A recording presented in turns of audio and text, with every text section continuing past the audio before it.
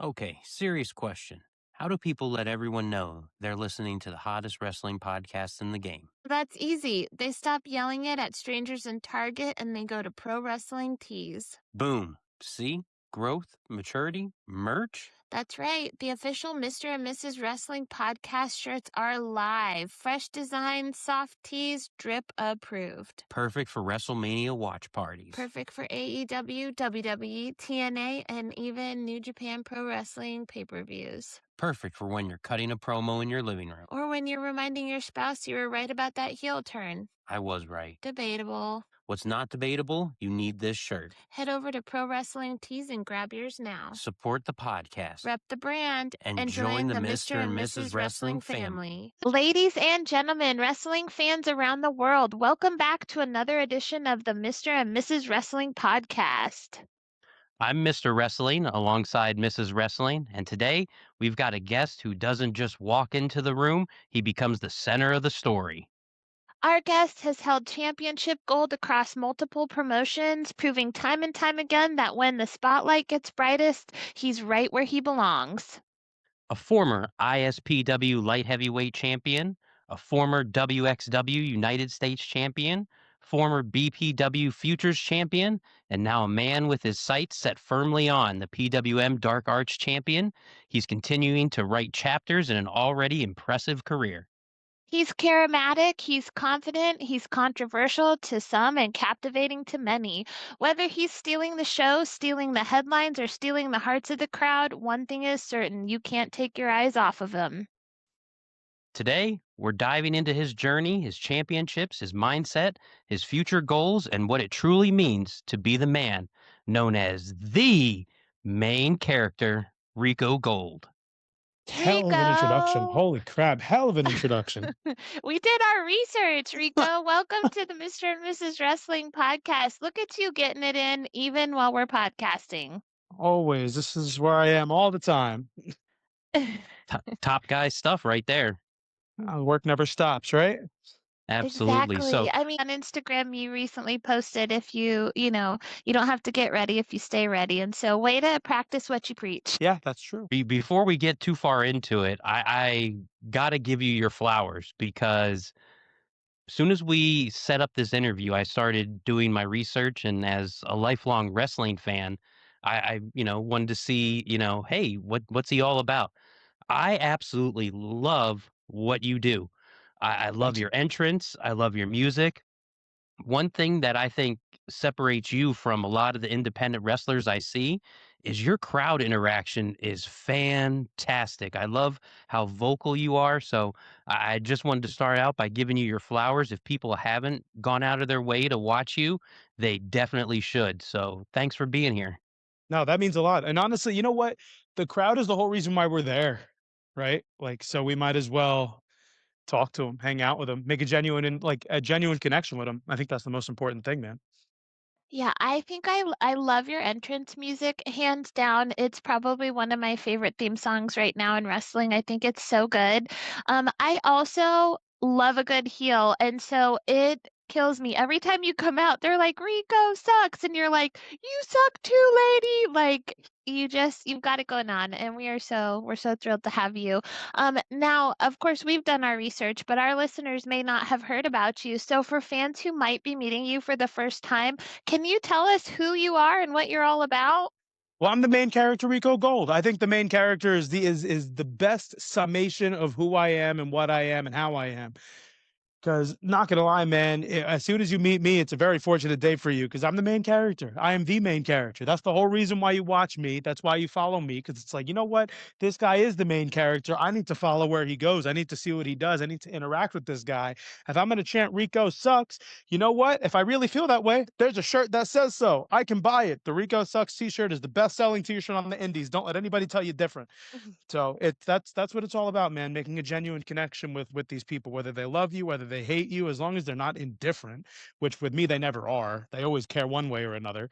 So yeah, that is who I am. And thank you very much for your sentiments on my music. It took a very long time to get that. Now, did you produce that yourself? Yeah. How did that come about? It was actually easy. So I I used the best tool of the 21st century, AI. It's the Yeah. best. You know, just a very long list of prompts and just refreshing for probably close to a month over and over again. Like I couldn't find the right thing. I'm extremely picky. I'm so picky. And if there's one little detail that I don't like, I have to crumple it up and throw the whole thing out and restart from the beginning. Yeah. Um, so yeah, I heard hundreds of different beats of lyrics and whatever, and nothing really stuck. And then when I heard the one that I have right now, as soon as I heard it, yeah, that was the one. It's very catchy. It is, it's so catchy. It's been stuck in my head all day, and, like, I keep going back to the Instagram reel where it's just you standing and your music is playing, and it is such a great song, so kudos to you for creating Thank you. something so catchy. Thank you. When you look in the mirror today and see the main event, do you see the same person who broke into wrestling, or has being in this business changed you? I mean, physically, I've changed a lot. When I first started training, when I first really wanted to start wrestling, I was a really big guy. I used to be very heavy. At my biggest, I was like 308 pounds, and this was like probably a couple years before I started training, a little while before I started training, and I've just lost a bunch of weight, gotten myself in better shape, all because Tito Santana called me fat one day in a Verizon store. And but I've said it before, and I'll say it again. It's sometimes it's just what you need to hear, because this is a body business. It's this wrestling business is a fashion show. You know, whether we like to admit it or not, we're just a bunch of jacked theater kids trying to look better than one another, and it's the best thing ever. Mentally, I feel like I'm very similar because I've always been very business oriented.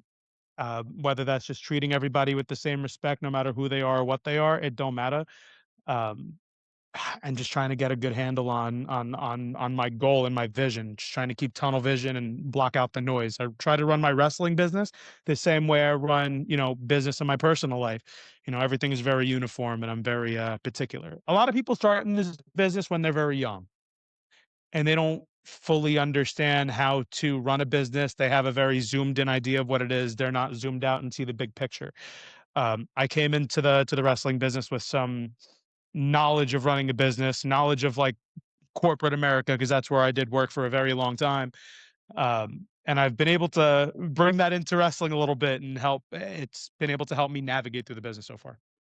And how old are you currently right now? I'm 30. You're 30. Okay. Yeah, I mean, you're right. Like a lot of people now, they start when they're very, very young and don't know how to navigate. And I think, having a good head on your shoulders, no matter what age you start, like the sky's the limit. You're going to be able to take your career to a place somebody who's, younger, say 18, 19, right out of high school, because you do have a foundation and you have worked and you have been, in the business world. And so, like, it's going to take you far. And, 30 isn't old. It's if you think about some of the wrestlers that are wrestling now in major promotions and stuff, like they're wrestling, well into their 50s and stuff. Age isn't what You it used to be. you're right, but there's I and I gotta say it too. Like, yeah, there's guys in the WWE. Like all the top guys are in their mid 40s right now. Roman Reigns, Seth Rollins, all these guys are in that that age group. But all these guys also started very young. Like Seth Rollins was wrestling when he was what 17, 18 years old, maybe younger. Roman, it's in his blood. Yeah. People like LA Knight, yeah, he didn't make it to the WWE until he was in his late 30s, but he had a very long career before that. So me starting at 27, I was much older than a lot of the people that I started training with. And out of the 9 people that I started training with, only one of them other than myself is still working in the business. Um, so this business has a very funny way of weeding people out and weeding out the weak over time. Yeah. And, talking about weeding people out, was there ever a moment when you thought this wasn't gonna work out? No, literally not a single point. And that's I'm so determined to make this happen. I need something with it to happen. I've put in too much time, effort, money, gas, just frustration, literal blood, sweat, and tears. I've Yeah. put too much into this to not make something out of it now, you know? And by the time I really started to feel like, all right, this is getting really difficult. By the time really started feeling that pressure, I was too far in, man. I didn't have another choice. So just had to kick it into another gear and get going. But no, there been little parts of like training, for example, where I'm thinking, damn, like I'm watching some of my peers do this spot or do this move. I don't know if physically I can do that because I'm not the most athletically gifted guy out there. Um, but there was never a time where I thought this business isn't for me. From the second I got into it, I knew it was for me. And in fact, my jobs that I've had before wrestling, I've always felt like my personality was a little too big for the room. You know, even when I was bartending, I felt like my personality is just a little too big for the room, let alone working in corporate America. So, yeah, Yeah. I feel right at home. I feel very comfortable. What was it that, aside from your, meeting Tito Santana and things like that, what was it that really made you take the leap to get into this business? Yeah, hmm. That's a really good question. It wasn't just one thing. It was a combination of things. It was a combination of things that I saw when I was a kid that made me love the business. For example, Edge. When I was a little kid, man, and I was 10 years old, and I saw Edge cash in the first Money in the Bank briefcase on John Cena, on a bloody, beaten up John Cena after an Elimination Chamber match. Edge cashes in, steals the title. I went to school the next day hating this man. And then I watched Monday Night Raw and it just clicked. And I was like, nah, this guy's just really good at his job. Combination of that. And also at WrestleMania 38, watching Pat McAfee versus Austin Theory. Because I know Pat McAfee didn't have a crazy amount of wrestling experience. I know he had some formal training, but to watch Austin Theory take the responsibility of leading this guy through a WrestleMania match, and it was a good match. Like, if you watch that match objectively, pretty good match. Yeah. It flowed very well. They worked very well together. And a combination of those things. And then Tito Santana calling me fat because there had to be a little bit of spite in there too. Because so I'll do things just because someone said I can't do it. Yeah. So I'm gonna feel petty and I'm gonna do it. So that's it's a combination of those things and then some. I am jealous. I wish Tito Santana called me fat. I love Tito Santana. So Steve, he's been a lifelong fan. I'm kind of new to the game in the last 10 years. I have watched a shit ton of wrestling since we've been together. And like Tito Santana has always been one of my favorites. I just loved him in the ring. Like I loved his gear. And so the fact that you got to meet him and he was like, "Hey, bro, Yeah, if you and you want to know what? wrestle." Let me tell you something funny. I did an '80s WrestleCon. I think it was like a month and a half ago. I actually had a brief run in with Ted DiBiase, who probably doesn't like me too much anymore, and that's okay. But I saw Tito, and I went up to Tito and I was like, "Hey, man, you probably don't remember me because I was like 140 pounds heavier, had no facial hair, and had very short hair up here. But you're part of the reason why I'm doing this right now. So thanks, buddy." Of course, he didn't remember me because Tito has plenty of other more important things going on than some manager at Verizon who he called, who he said, "You know, you got to lose some weight there, brother." I'm sure he has much better things to worry about than me. But he was very complimentary of me. He was a very, very nice guy. He's Tito Santana is a gem. If you ever get to talk to him, great guy. He sounds awesome. Now, Ted DiBiase, I think I saw that on YouTube. Didn't you call him out and say like, well, none of your checks ever get cleared or something like that? He just like read him for filth. Yeah. So I was doing this 80s WrestleCon for ISPW. At the time I was the ISPW light heavyweight champion. And they're doing this costume contest hosted by the Million Dollar Man Ted DiBiase. And then the gentleman who runs ISPW was running the '80s WrestleCon. Says, "Hey, they're running a little long. I need you to get them moving a little bit." And I said, "Okay, what do you want me to say?" He said, "Say whatever you want, just don't curse." And I said, "I'm gonna give you one more chance. Give me some lines. Give me a line I can't cross." He was like, "Say whatever you want, just don't curse." I said, "I bet." And then I told Ted DiBiase he better bounce out of here like every check he's ever written.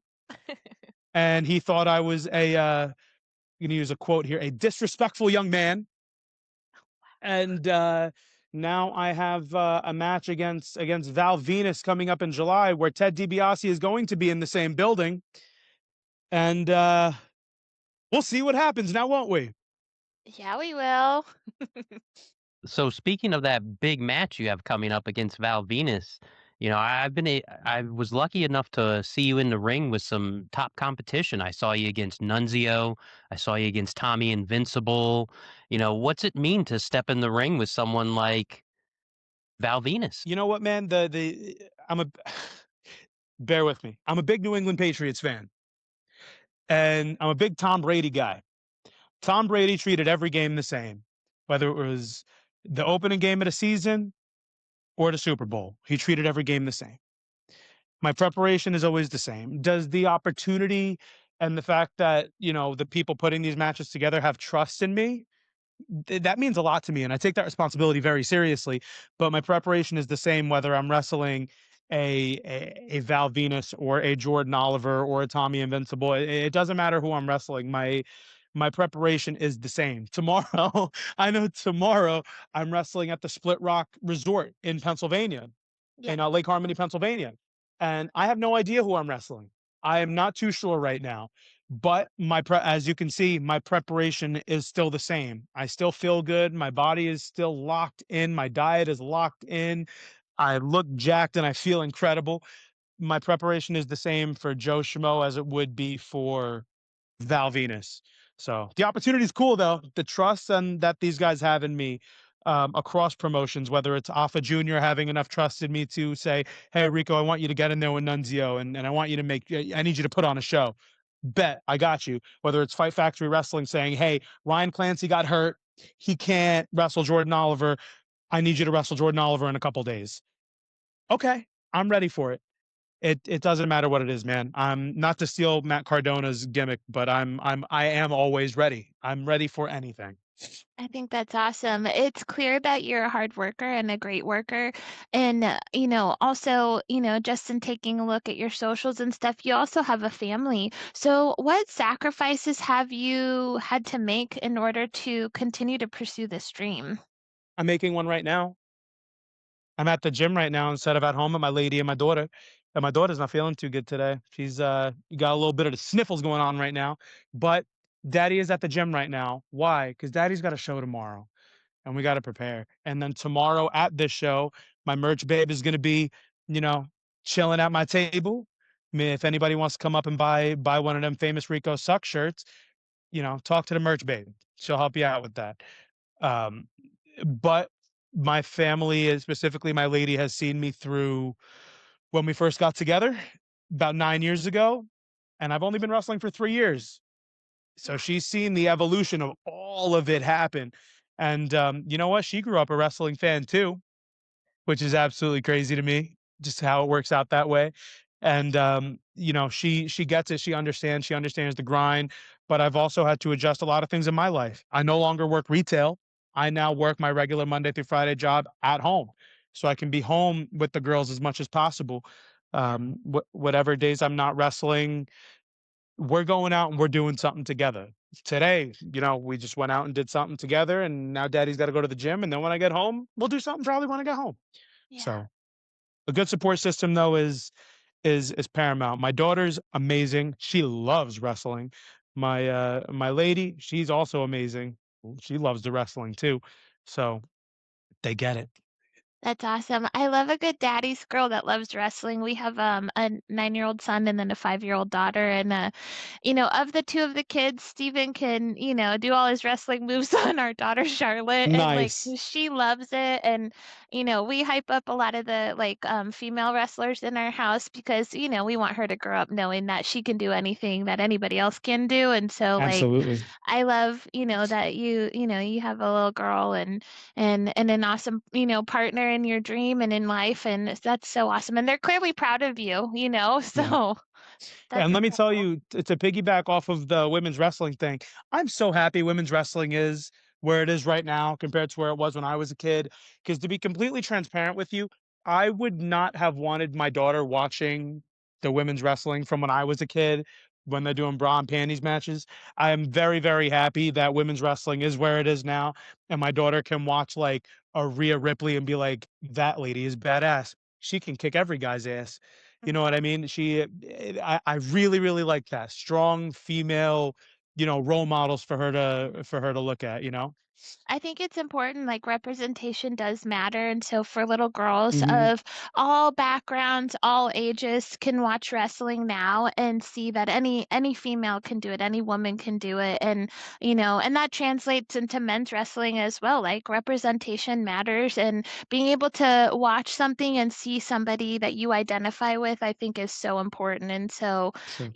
I think yeah, it's incredible, and I don't know if your daughter's like ours, she is feisty as hell, and so for her to see Yeah. these women kicking massive ass is like, "Yes, girl, don't let anybody dim that in you or call you bossy." But then her seeing her dad every weekend since she was 4 telling, crowds of people to screw off. We also gotta explain, "Hey, there's a difference here. When you're watching a movie, the Joker doesn't really act this way in real life. He's Yeah. doing this right here." So, but at the same time, she also understands that my wrestling character is very similar to me. I'm gonna do what I do regardless, and whether you cheer me, whether you boo me, I'm gonna keep doing my own thing. But if you give me crap, I'm gonna give it right back to you, just because I can, and because I'm a better talker than people in the ring and outside of the ring anyway. So I might as well show it off. So, you saying you've only been doing this for 3 years. I mean, I would have never guessed that watching your matches. You're Thank you. very smooth. Like I was, telling you earlier, I love your fan interaction. Do you feel that being, only in for 3 years, there's like a stigma against you, or that you are getting the respect you deserve by getting these high profile opportunities? That's a good question. I mean, from peers, I honestly don't notice it much from peers, and that's because I don't give it enough attention. I don't I'd rather spend my time worried about the things that I know I need to work on, like making sure my body looks good, making sure my work is good, making sure my cardio is good, making sure my gear looks good. I'd rather worry about that than try to feel out a vibe for what the people around me think of me. Now as for my employers, on the other hand, their opinion obviously matters to me, but I'm also not gonna be one of those workers that's up their butt trying to ask them, "How's everything going?" I'm just gonna kinda go off of the vibe. I'm gonna go off of our genuine conversations and, you know, the spots that they trust me to be in. So, for example, like ISPW, they trust me in a very big spot. Fight Factory trust me in a very big spot. Battlefield Pro Wrestling, that's my home. They know anything they need done, give it to Rico. He'll take care of it. So that means more to me than any kind of validation from peers. Yeah, that makes sense. And I think if you're putting in the work and, you're giving it everything and you're outworking everybody else, I feel like that is kind of a theme. Then, like, you don't have to pay them any mind because you're doing everything you know you should be doing. And, Yeah, I think you're open to growth too. If somebody that meant something to you gave you a constructive criticism, you would take it, you would listen, and absolutely. your employers, like you said. Yeah, but even people that have been in the business longer than me, like, for example, when I needed help with my body and I felt like I was completely plateaued where I was weight-wise, where I was body composition-wise, I felt like I had hit a wall, and I talked to someone who's much who has experience in the bodybuilding game. His name is Steve Gibke. I talked to him about it, and he gave me some fantastic advice. I took his advice, and bro, you can see my delts. Look at this. You see how good my arms look? I This know is ridiculous. your arms look great. And then when it That's why comes to you're the man. working, there you go. Well, I appreciate that. And then when it comes to like working and just navigate, just I've talked to Casey Navarro a lot. He's come to Battlefield training a lot. He's a good dude. He's been very gracious with his advice. Nunzio is gracious with his advice. Jordan, like I try to. I'm not going to accept. How do I word this? I'm only going to ask someone's opinion if I see that they're proficient in that area. Yeah. If I want someone to watch my matches and give me feedback, I'm gonna hit up Spencer Slade because he's always been very honest and cool with me, and he's a fantastic worker. So I'm gonna take his criticism just to add another name to the list. Yeah, you've done a fantastic job. There's a picture, babe, I don't know if you saw it on Instagram, where you're getting like a razor's edge. The guy, I don't know the name of the wrestler, forgive Oh, me, it's but Darian Hardway. yes, he's giving you a razor's edge, and you're like, but look at my back though. So Yeah, dude, you saw that? Who cares? Like, yeah, like, dude, that razor's edge, that razor's edge hurt like a bitch, man. I did not like that, but I saw the picture and I was like, ah, at least there's a bright look at spot in that. all this. My back looks great. So, got to find the good in everything. Right? So, since you have really completely transformed yourself physically, I mean, there is a big mental portion to losing weight and getting healthy and getting in shape. So, do you have any advice for our listeners that may be kind of on the same journey as you when it comes to seeing it through in the times when your motivation might be low? No. And the reason why I say no is because if you want to do it, you don't need someone else to give you motivation. Just do it. Literally Yeah. just do it. And like people have asked me what I've done and I've been very transparent about it. I had ChatGPT make my meal plans. You know, if I plugged in my height, my weight, and a very long list of food that I like, and I told ChatGPT my body goals, Mhm. and ChatGPT has been making my meal plans for me, helping me keep track of my macros. If you really want to transform your Uh, body is your body is a representation of your habits. And I yeah. used to have some really bad habits. So your body's a representation of your habits. If you really want to change it, you really want to get your body looking right, you just got to commit to it and just do it. There's Yeah. no it's I can't do the work for you. So you just gotta Yeah. lock in, man. ChatGPT is huge. So I'm a runner. I'm not a fantastic runner, but I love it and I do it even though it's like torture. And I'll be like, ChatGPT, I've got a half marathon in 8 weeks. Give me a training plan. And she does me right every time. Hmm. So I get it. So Babe. you went through training, with Alpha Junior coming from a legendary family. Was there a time that you can recall when everything like came together and clicked for you and you were like, "Oh, this feels natural now."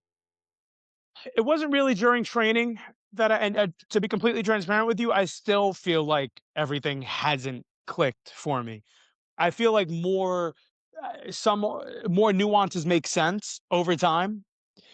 But however, training with Alpha, I still train with Alpha. I train, once, twice a week, depending on how the body is feeling. Like, for example, I trained yesterday and I trained the day before yesterday, and now we got a show tomorrow, wrestling. But one of the first times I really felt like, a couple more nuances, important nuances really clicked was during a match that I had with Tommy Invincible. I think it's a year to the date that this match took place at Battlefield for the BPW Futures Championship. Yeah. And I think too many wrestlers, not to peel the curtain back a little too much. A lot of wrestlers like to just, I guess, over choreograph. I don't like that. I think that's a little there's no room for creativity, and I have a very creative mind. We kind of just let the crowd dictate what we did, and we listened to them. And the first time me and Tommy Invincible locked up, it was just like, okay, I feel like we could just work here. And yeah, we did. Me and Tommy, not for nothing, bro. We tore the house down. It And was a damn near great we could do match. and damn near we can do it again Yeah. right now. And I think we would have a great time. He just put a reel of me threatening to hit me with a baseball bat on his Instagram last night. So that was interesting. But yeah, I think that was the clearest time I could envision, like, wow, some of this makes a little bit more sense. But again, it still hasn't all clicked for me. I'm still very young into my career. So Yeah. That match was a really good match. I just watched that one recently and it was a great match. I loved that match. thank you. Thank you so much. I've seen you in Um, some matches like ladder matches, lumberjack matches, and even a steel cage match. What's the mindset when you go into one of those, specialty matches? Yeah, and you know what? But that's a little out of my element. I like 1v1, let one fall. Let's just work. You know, the the stipulation matches, like the ladder match that I was just in for the Dark Arts title at Pro Wrestling Magic. You know what? I just threw myself in that match. Why? Because I can. I had an open challenge scheduled for that night. No one answered my open challenge. Had a nice conversation with upper management who said, "Hey, there's a ladder match. You want to throw yourself in there, main character? By all means, do it." And I did it. And I did it just because I felt like I was up for the challenge. The steel cage match right before that I had with some doofus named Brandon Downey when I lost the ISPW light heavyweight championship. Granted, I accepted his challenge. I had just beaten Brandon in a strap match the 6 weeks before that, and now Brandon wanted a cage and a trash can and a door and a lid and all this hoopla. And and people call me the bad guy. People call me the bad guy. Do you understand? I don't get it. I think I'm a nice guy, but that's beyond the point. And the lumberjack matches, I think lumberjack matches are just fun. We get everybody involved. Uh, you know, have a nice little interaction with everybody, equal opportunity, smack everybody in the mouth while I play with my opponent a little bit. Yeah, they're fun. But again, to answer your question directly, the mindset's always the same. Get in there, work, put on a show, and make sure the person who is paying me to come in for the day gets their money's worth and then Yeah. some. Definitely. Yeah, the lumberjack match you had, I had watched that one and I'm sure I've seen a lumberjack match before. Have I, babe? You would know. He would remember. I'm like terrible at remembering things. But I was watching it and I don't know much about those matches and I'm like, what is going on? There's all these guys out there. And then Yeah. it seemed like they were smacking you guys around if you got out of the ring and like it was a good match and I've watched a handful of your matches with Brandon Downey and being relatively new to your career and being a new fan to you, is he kind of one of your main feuds that you've kind of had going? You've had a good bit of matches with him, or is there another opponent on your horizon that you've got your sights set on? Yeah, I mean, me and Brandon, holy crap, we've done war for a very long time now. And you know what? In a way, I'm a little thankful it's over because you can only smack somebody in the mouth so hard so many times until you're like, all right, man. But I've had a great feud with him. I had a good long string of matches with RJ Carnage at Battlefield, good string of matches with Ricky Price across two or three different promotions.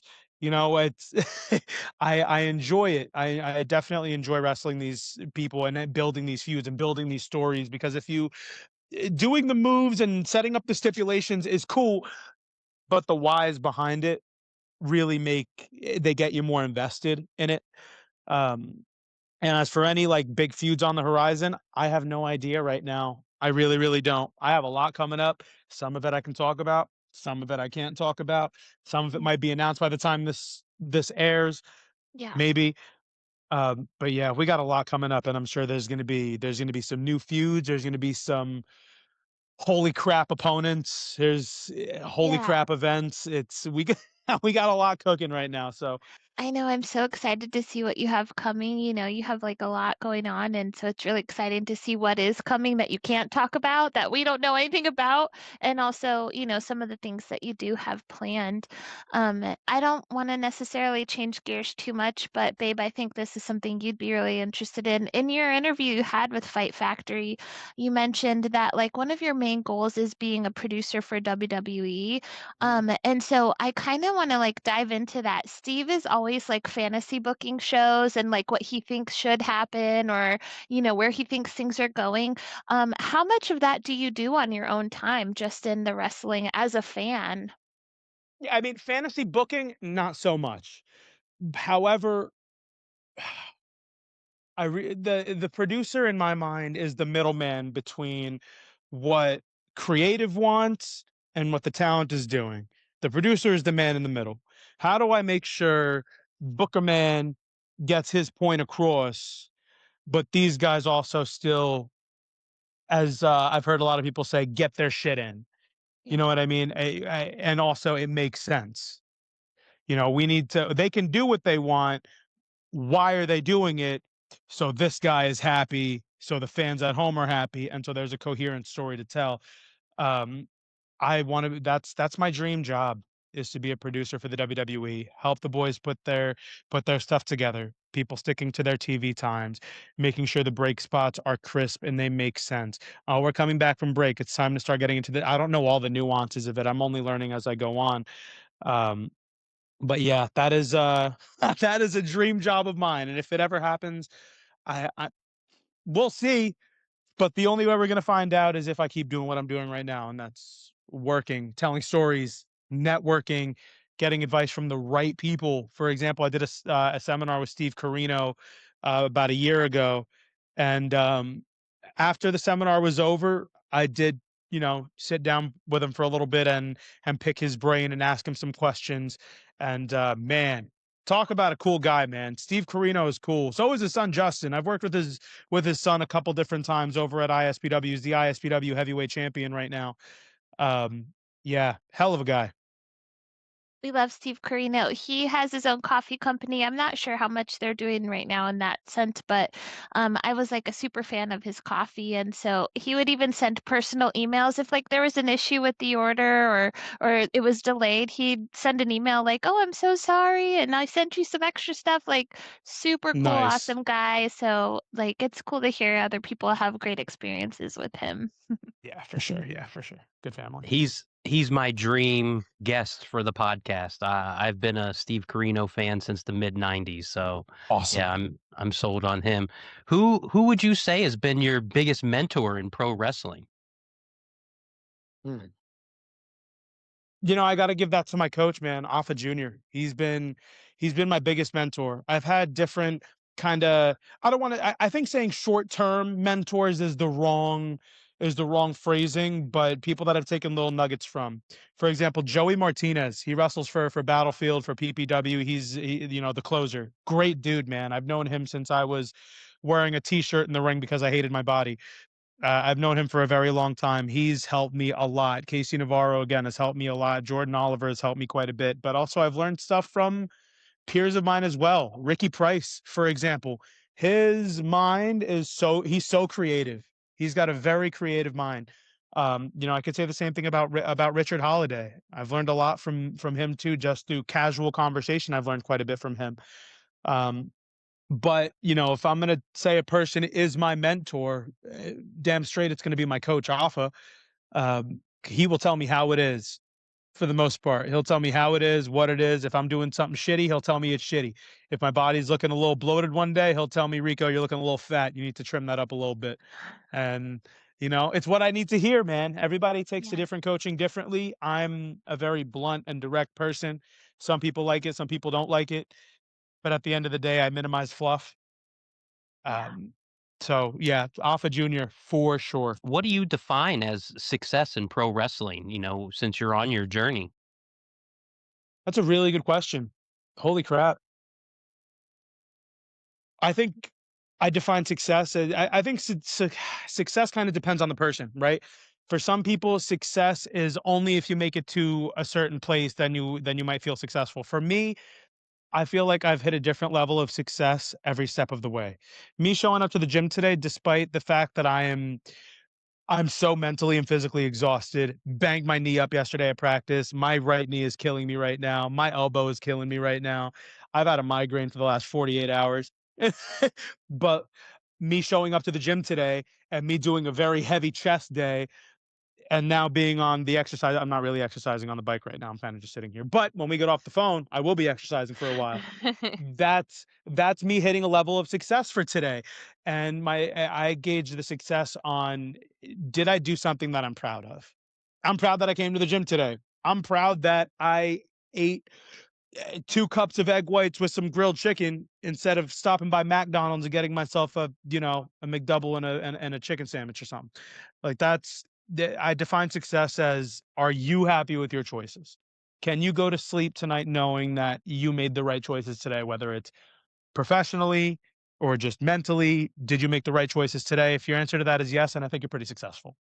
My main things are about like your gimmick. I think everything to me comes across as well thought out and incredibly like I don't know if clever is the word or not, but like your gear when you come to the ring, like To me, it clearly seems inspired by something, and I'm not sure what. I love that you have like, you have your gold pants, Rico Gold, right? And then you have the Rico socks across the front, draped over it.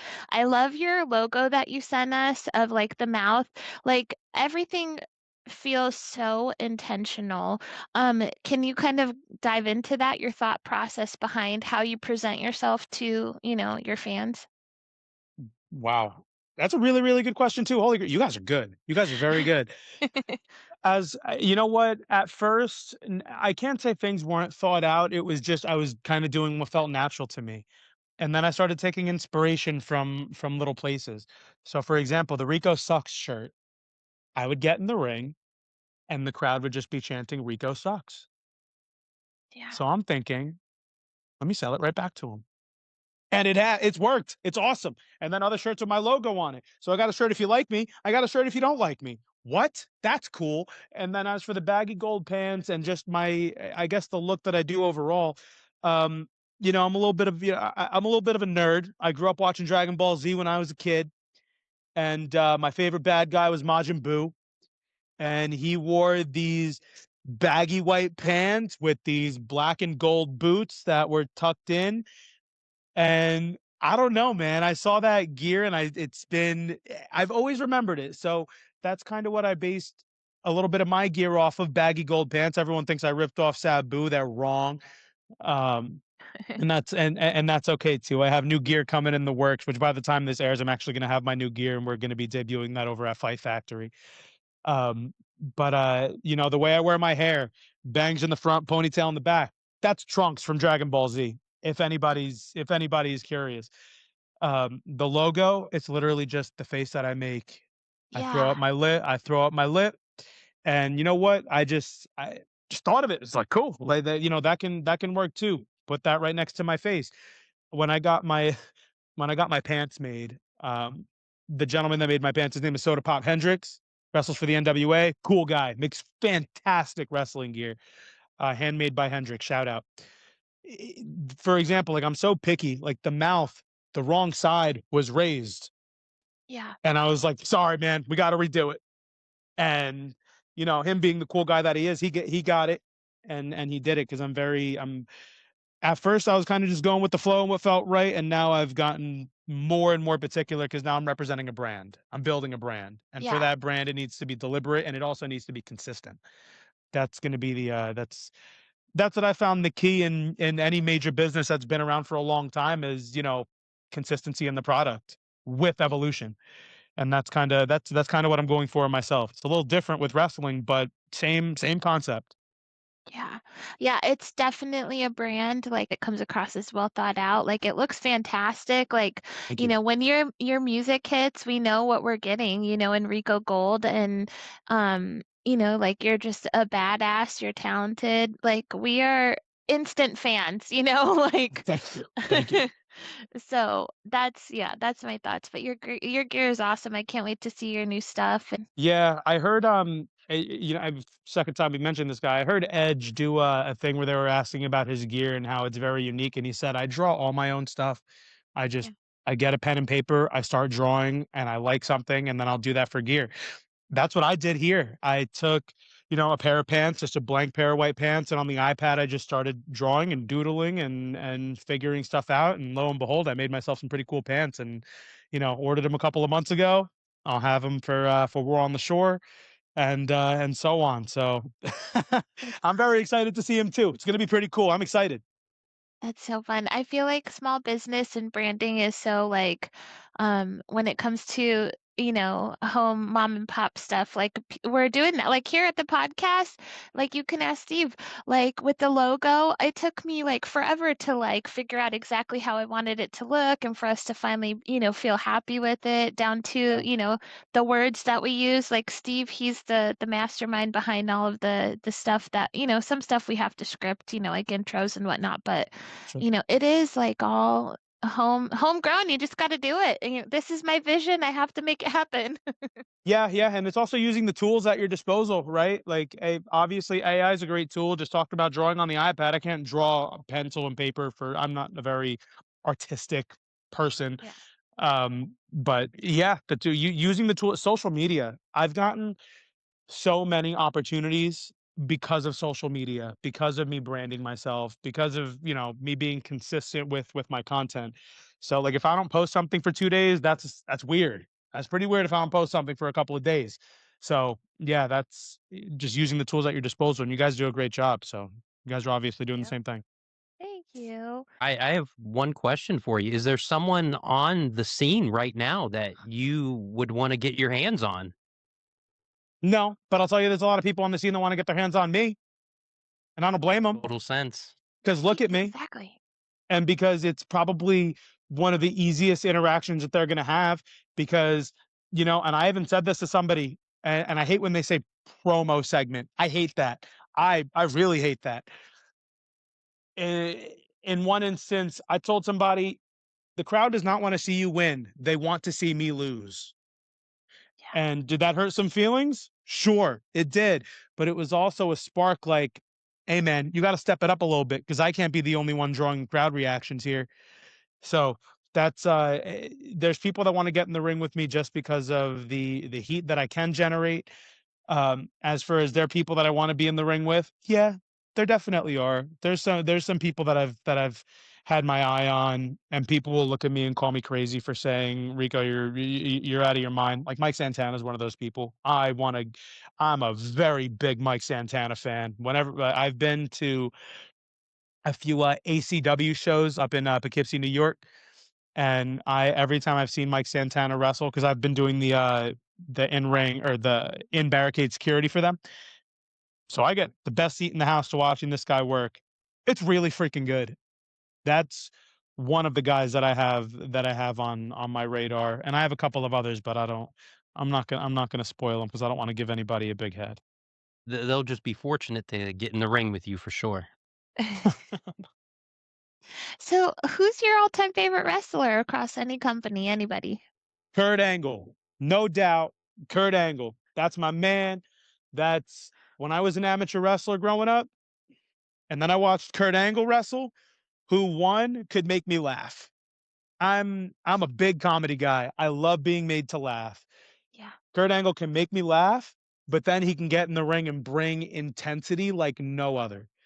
If I'm having a little bit of a blah kind of day, or I just need something that's going to pick me up and entertain me, I put on Kurt Angle versus Shawn Michaels at WrestleMania 21.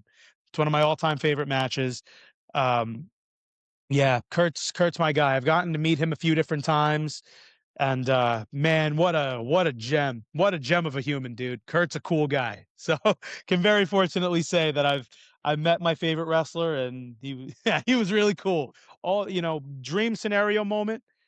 I would like Kurt Angle to be doing something in the ring. I would like to get in there and just start talking a little bit of crap to my hero Kurt Angle. And shit, I'll be putting an ankle lock. I got a couple really bad ankles because I've heard them both playing sports. But Kurt Angle puts me in an ankle lock, my life is complete. I'd let him break my leg. That's what yeah, it's Kurt Angle, man. That's Then you right there, instead of "Rico sucks, Kurt Angle broke my leg." There's your new yeah, shirt. New shirt. exactly. Exactly. Yeah. I'll wear a cast for weeks on that. I don't care. So, who's the greatest promo you've ever heard? Steve's go-to anytime he has a job interview is Ric Flair, where he's like, "Wheelin' dealin'." You know Yeah. the one, babe. I can't quote it, but what's your Jeff favorite flying, promo? kiss stealing, wheeling, dealing, son of a gun. Yeah. Um, I don't know. I mean, there's a lot of people that I listen to, and I think they're great talkers. The first person that came to mind as soon as you said that, there's two. Um, I like hearing Richard Holiday talk just because his delivery, his confidence. I really like what he does. He's objectively hilarious. And MJF for sure. Yes, I'm a big 100. I'm a very big MJF guy. The way he talks, he makes you believe he himself. And hearing his promos during which but hearing his talking segments with CM Punk, amazing. His Iron Man match with Bryan Danielson. You can teach the basics and fundamentals of professional wrestling watching that Iron Man match, from how it starts, how they're doing all the same drills people do at training, all the way to the nitty-gritty storytelling nuances of wrestling. MJF, I think, is fantastic all around. So nothing like hearing MJF talk a little bit of crap to somebody else. Chef Yeah, kiss. we used to live in, the New England area, so I grew up in Massachusetts, so, Mhm. we got to see MJF and Holiday when, they were still, coming up through Create a Pro and through one of our local favorites, Blitzkrieg Pro there in Western Okay. Massachusetts. So, yeah, we love them, and we got to see them in a high school gym, and, Mayor was like, "I hope MJF calls me fat," because we were sitting in the front row. Yeah, he was so close we could touch him, and, like, it was just so incredible to be able to see MJF, like, Mhm. he's like, I don't wanna say once in a lifetime talent, but, like, to be as young as he is, he Yeah. has it. He has the it thing, and, like, his Mhm. promos, you never wanna miss them, and Yeah. Richard Holiday, we watched, him a lot on MLW. Was it MLW, babe? Yep. When he was with MJF, and then now anything that Richard Holiday posts on social media, like, I live for it. Like, he is just He's the best. He's he's awesome. awesome. Yeah, he's so Most cool. marketable for a Yep. reason. Yeah, for sure. Yeah, he's a good dude too. What would you say is your favorite city to perform in that you've been able to travel to so far? Hmm. That's a really good question. You know what? I don't think it's happened yet, and it's about to happen because I grew up going to Point Pleasant Beach. That was that's one of the best times. Every time we go to the beach, it's Point Pleasant. So when I get to perform at War on the Shore for Fight Factory Wrestling, that is going to be my favorite place. It's going to be on the beach, right outside Martell's Tiki Bar, a place I've gotten a little too crazy at a couple different times in my life, where I grew up going as a kid, where I bring my daughter now. Yeah, that's that's it. That's gonna be the spot. But I'm also looking forward to the Wildwood Convention Center because that place is historical. The MJM Center, historical. I don't know, the 2300 Arena, historical. There's man, but then you gotta go all the way down to, like, the Mecca in Richfield Park. I know a lot of people talk a lot of crap on it, say it's a rundown, whatever. That place has a lot of history, man. There's been a lot of really good wrestling that's gone through that building. Tons. There's been a lot of good wrestling and a lot of bad wrestling that's gone through that building. But if you can say, if you think that's good wrestling, that I've seen some good wrestling there, and they think of a Rico Gold match, that's also chef kiss because that's a lot of wrestling history there. So anywhere where there's a crowd, man, put me in front of a crowd of people and just let me do my thing, and that will be my favorite place to perform. That's awesome. We talk about Chelsea Green a lot in our house. We love Chelsea Yeah, Green. Our Chelsea. daughter, she's awesome. Our daughter loves Chelsea Green, and she mentioned in, I think it was in Unreal or some interview where she was like, I don't care if I get, 5 seconds or 5 minutes on TV, I'm gonna make the Mhm. most of that, and I think that that is a Rico Gold thing, because anytime you're coming out to the ring, you use every second of time Yeah. to make a name for yourself, and Maximize your so minutes. yes, exactly, and so, like, if you do get to wrestle in all of these places where there's been so much history, like, you're definitely gonna make your mark, because you've got that it thing too. Thank you. I appreciate that. When your chapter in wrestling is finished, what do you want your final, sentence of your story to be? Hmm.